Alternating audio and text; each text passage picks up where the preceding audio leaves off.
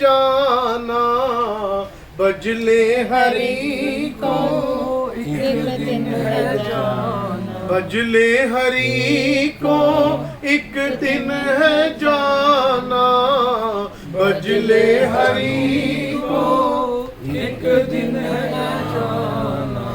हो किसका गुमान करे कुछ भी न तेरा, किसका गुमान करे कुछ भी न तेरा। 2 दिन का है यहाँ रैन बसेरा, 2 दिन का है यहाँ रैन बसेरा। खाली हाथ आया तू खाली हाथ है जाना, बजले हरि को एक दिन है जाना, बजले हरि को एक दिन है जाना। ये धन दौलत माल खजाना, ये धन दौलत माल खजाना, हो ये धन दौलत माल खजाना, ये धन दौलत माल खजाना। जिस पे हुआ है तू इतना दीवाना, जिस पे हुआ है तू इतना दीवाना।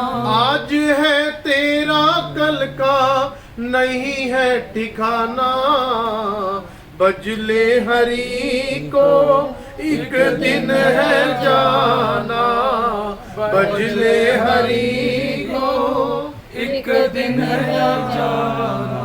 5 तत्व की बनी तेरी काया, 5 तत्व की बनी तेरी काया, हो 5 तत्व की बनी तेरी काया, 5 तत्व की बनी तेरी काया। काया में तेरी हरि है समाया, काया में तेरी हरि है समाया। उसे ढूंढने को नहीं दूर है जाना, बजले हरि को एक दिन है जाना, बजले हरि को एक दिन है जाना।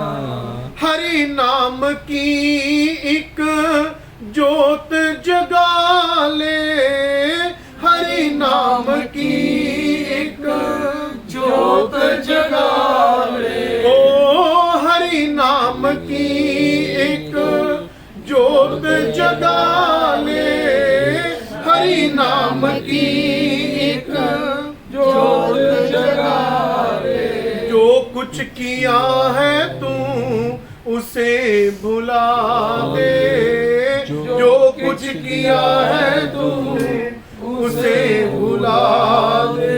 दास कहे कर मुक्ति जो पाना, बजले हरि को एक दिन है जाना, बजले हरि को एक दिन है जाना। बजले हरि को एक दिन है जाना, बजले हरि को एक दिन है जाना। बोलो वृंदावन बिहारी लाल की जय। एक ना एक दिन इस मानव चोले को हम सब ने छोड़ना। बेहतर यही है कि तू परमात्मा का नाम जप। एक दिन तो जाना ही है, लेकिन उस दिन का तू क्यों इंतजार करता है कि मौत आएगी तो मैं कुछ करूंगा। पहले तूने अपने जीवन को सार्थक बनाना है या नहीं बनाना, ये तेरे अपने हाथ में।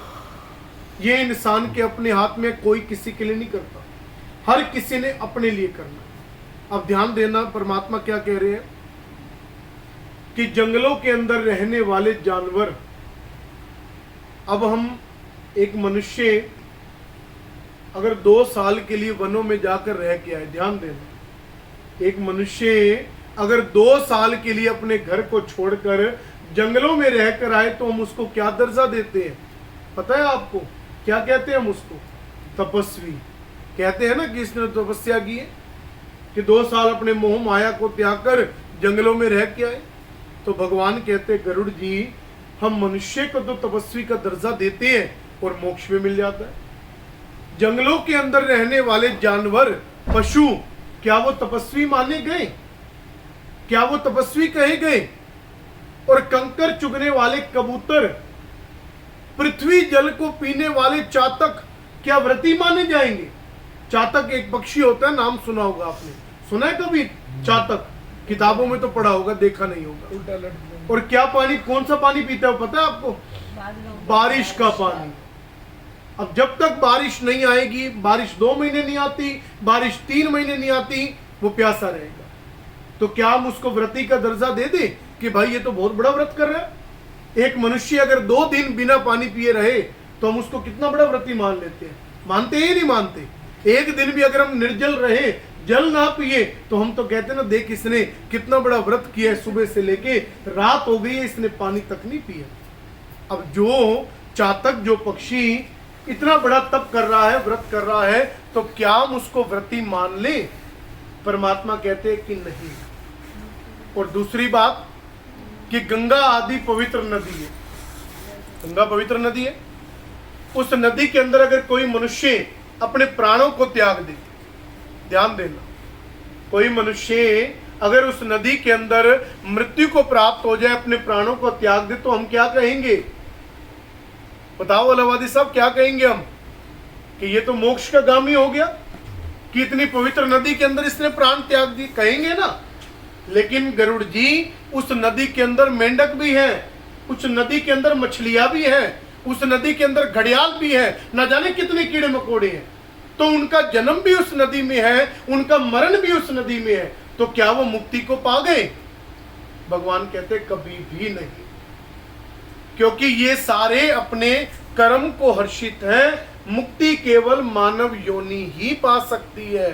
अब देख लो आप, इनके ऊपर कितने सारे नियम हैं, लेकिन फिर भी ये मोक्ष नहीं पा सकते। पवित्र नदी के अंदर रह रहे हैं, मोक्ष नहीं पा सकते। मोक्ष केवल मनुष्य योनि को ही प्राप्त हो सकती है, और धरती पर कोई भी ऐसी योनि नहीं बनी जो मुक्ति पा जाए, केवल मानव योनि। और वो किससे होगी? हरि भजन से, परमात्मा के नाम से, बुद्धि के अंदर इस ज्ञान को बिठाने से, भगवान की भक्ति सच्ची हो, मन का भाव सच्चा हो, तब जाकर ये हमारी जो मोक्ष की कामना है ना, वो पूर्ण होती है। भगवान कहते हैं कि वृंदानंदन, 2 प्रकार के शरीर होते हैं, ध्यान देना। कितने शरीर होते हैं? 2 प्रकार। अब एक होता है व्यवहारिक शरीर, संसारिक, जो हम सबके पास है, और दूसरा है पारमार्थिक शरीर। अब इन दोनों शरीरों में अंतर क्या है? शरीर तो शरीर ही है, लेकिन अंतर बहुत बड़ा है, और शायद इसकी तुलना हम नहीं कर सकते। जो पारमार्थिक शरीर है ना, उनको सीधी मुक्ति मिलती है, और हमें व्यवहारिक शरीर को, सांसारिक शरीर को, हमें मुक्ति के लिए मेहनत करनी पड़ती है कि मोक्ष मिले। अब ऐसा क्या है उस शरीर के अंदर जो उनको सीधा मुक्ति मिले और हमें मेहनत करनी पड़े? भगवान कहते हैं वो शरीर है संतों का, वो शरीर है महात्माओं का, वो शरीर है योगियों का, जिन्होंने पूर्ण अपने आप को मोह माया से त्याग कर तपस्या में लीन किया है, वो शरीर उनका है। मैं बैठा था एक बार ऋषिकेश के अंदर, कैलाश आश्रम, परमार्थ निकेतन के बिल्कुल अपोजिट है।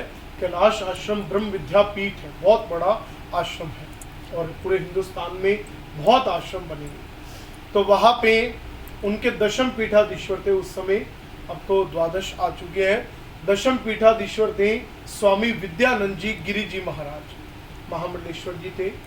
तो एक दिन अवसर मिला, ये ज्ञान है इसी का ही, परमार्थिक शरीर और व्यवहारिक शरीर का, ध्यान देना। अब वो संत लोग हैं, उनके पास परमार्थिक शरीर है, और मैं वहाँ गया, मेरे पास व्यवहारिक शरीर है। तो जैसे बैठा उन्होंने कहा कि आज आप सबने भोजन हमारे संग में करना है। मैंने कहा गुरुदेव हमारा सौभाग्य है ये, तो हम तो यही कहेंगे ना कि प्रसाद हमें मिल रहा है और आपके चरणों में बैठकर मिल रहा है, तो सौभाग्य है। अब थालियां लग गई, मेरे साथ और भी बहुत साथी थे, साथ में बैठे हैं, गुरुदेव भी बैठे हुए ऊपर, उनके चरणों में हम बैठे हैं। तो जैसे ही भोजन आया मैंने बाइट की और मुंह में डाली। जैसे मुख में डाली, बहुत मुश्किल से मैंने वो एक चपाती ली होगी और बहुत मुश्किल से मुझसे खाई गई। सबने भोजन कर लिया लेकिन हमारा फिर भी उसमें पड़ा रह गया। एक तो पाप के भागी भी बने क्योंकि जूठा छोड़ा। अब गुरुदेव ने ये चीज नोटिस कर ली। जब भोजन हो गया, सब संत चले गए, बाकी जितने लोग बैठे थे सब चले गए। बाद में उन्होंने अपने पास हमें बुलाया कि आज आपने ये भोजन क्यों नहीं किया। मैंने कहा गुरुदेव पहले ही पाप के भागी बन चुके हैं, अब झूठ बोलकर और नहीं बनना चाहते। कि इस भोजन के अंदर ना तो गुरुजी नमक था, ना ही कोई किसी चीज का टेस्ट था, और हम लोग नहीं खा पाए। वो हंस पड़े। मैंने जब उनको उल्टा प्रश्न रख दिया कि आप कैसे इसको खा लेते हो, मुस्कुरा पड़े। उन्होंने कहा कि यही तो सबसे बड़ा अंतर है आपके व्यवहारिक शरीर का और हमारे पारमार्थिक शरीर का।